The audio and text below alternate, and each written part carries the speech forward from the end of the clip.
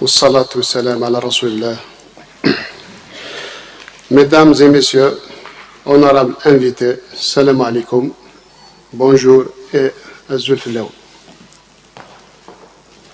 Permettez-moi de vous présenter l'association des parents et malades Spina Bifida Bijaya.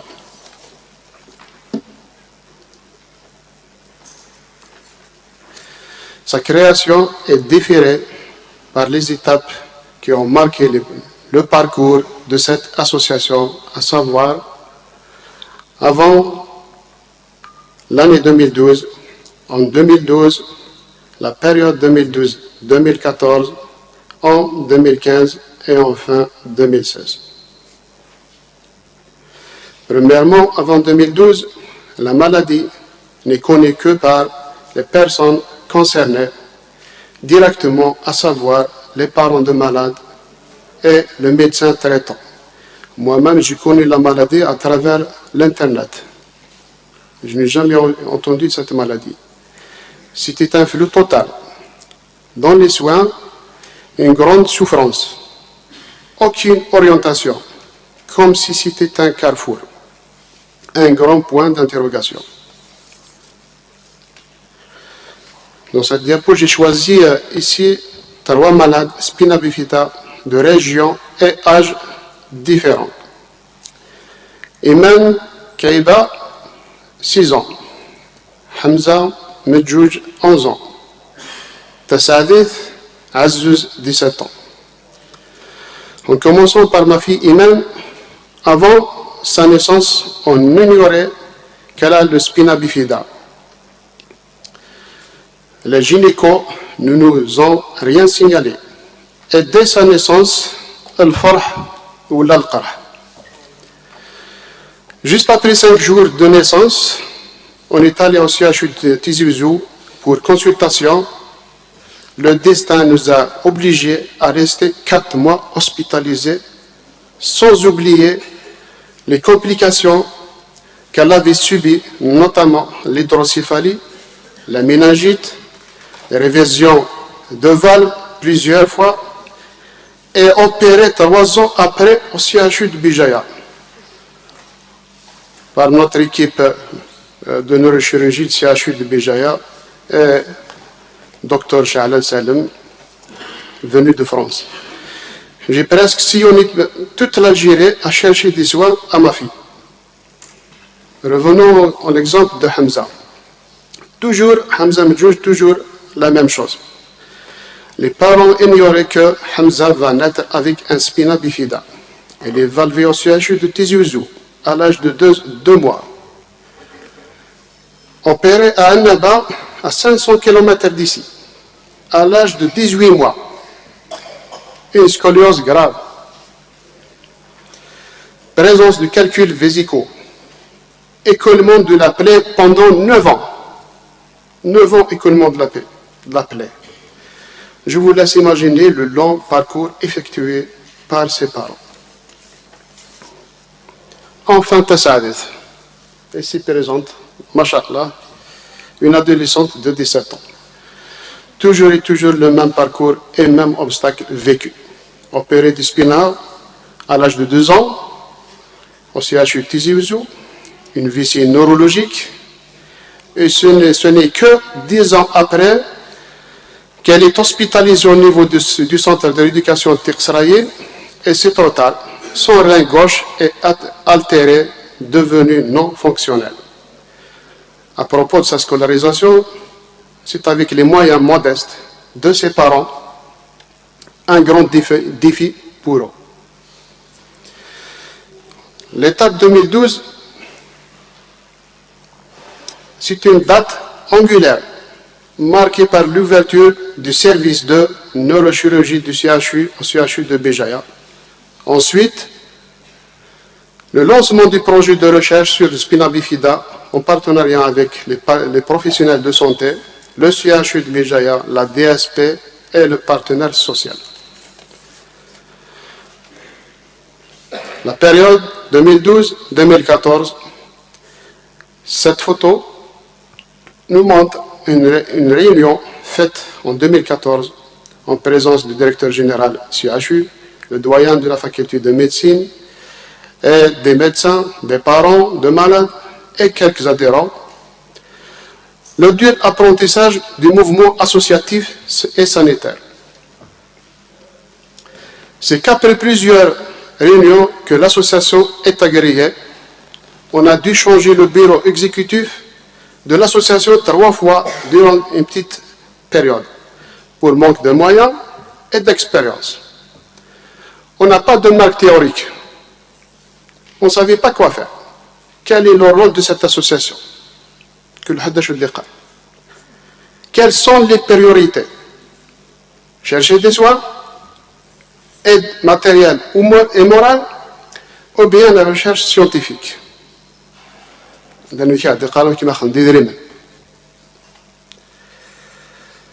On vous présente ici quelques activités parmi une trentaine qu'on a pu organiser. Cette photo, par exemple, à gauche,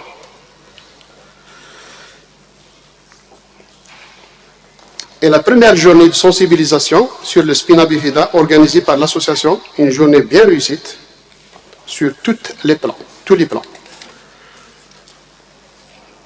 Donc, plus de 400 personnes qui sont venues assister avec nous ce jour-là à la Maison de la Culture. En plus, il y a des témoignages émouvants et d'autres activités.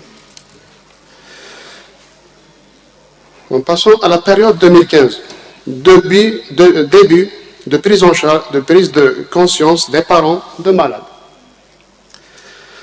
Début de prise de conscience au sein de la société, notamment une forte demande d'adhésion d'étudiants, de fonctionnaires, des retraités, etc. Et aussi la prise de conscience du rôle et de la place de l'association dans la prise en charge des malades, du malade. À travers nos demandes d'aide, on a bénéficié de réduction des coûts ou prise en charge totale, des bilans, des scanners, des radiographies et aussi de consultations gratuites de la part des bienfaiteurs qu'on remercie infiniment. L'étape 2016 approche par les compétences. C'est le début de la professionnalisation. On a trois axes principaux à développer. Axe 1, le renforcement de capacité de gestion de l'association. On a besoin de formation. On est des simples parents qui sont actifs dans des mouvements associatifs. Jamais que je mouvement associatif, on n'a jamais été dans une association. Alors on a besoin de formation. C'est pour ça qu'on a organisé le premier séminaire de formation sous le thème « Les associations sanitaires, quelle formation pour quel rôle ?» dans le but de créer un réseau de travail pour l'amélioration de la prise en charge des malades.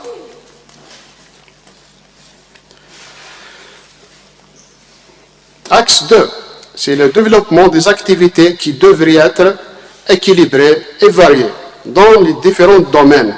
Le social, on a aidé les malades en leur offrant des dons comme chaises roulantes, matelas anti-escar, les sondes urinaires qui ne sont toujours non remboursables et d'autres articles.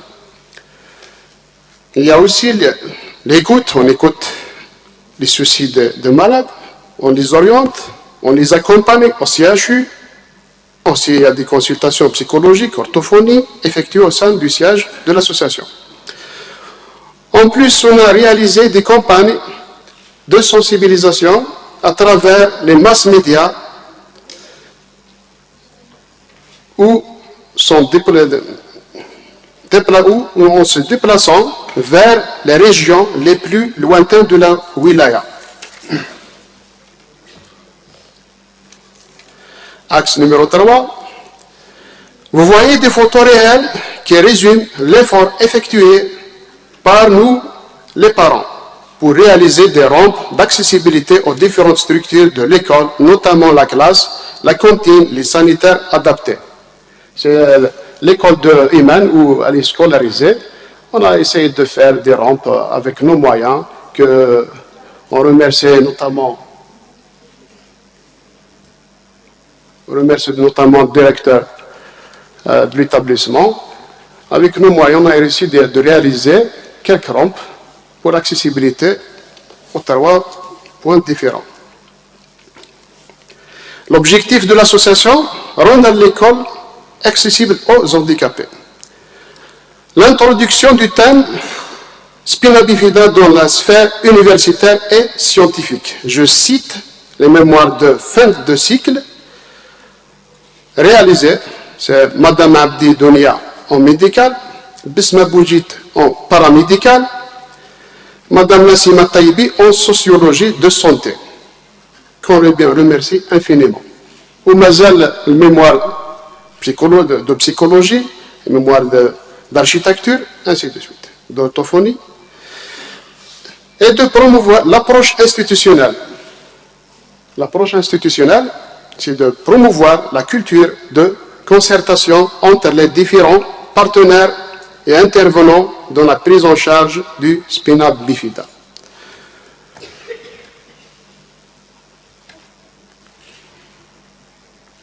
On souhaite un centre national de référence spina bifida et on soutient aussi la recherche scientifique sur la maladie. Je vous laisse ici regarder, c'est ma fille à l'âge d'1 mois, hospitalisée au CHU de Tizi Ouzou. D'ici quelques jours, elle va mourir. C'est un drainage, elle a reçu un drainage. 4 mois hospitalisée. C'était un calvaire. Voilà Iman de 2010. Et je vous laisse voir la prochaine. C'est une vidéo réalisée.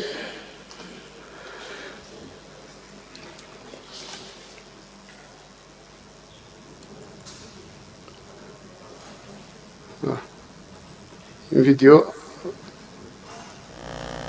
شوف قرأت شوف قرأت الجنة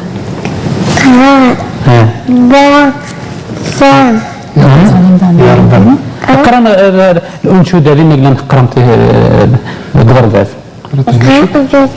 شوف أمشي الطار الأنشودة اللي نعمل أنا بدي أشوف عنيدي يا ربنا يا ذا الكرم يا من كل النعم هذا أبي نعم الأب من أجلنا كم نتعبوا. C'est un passage qu'on a fait la dernière fois.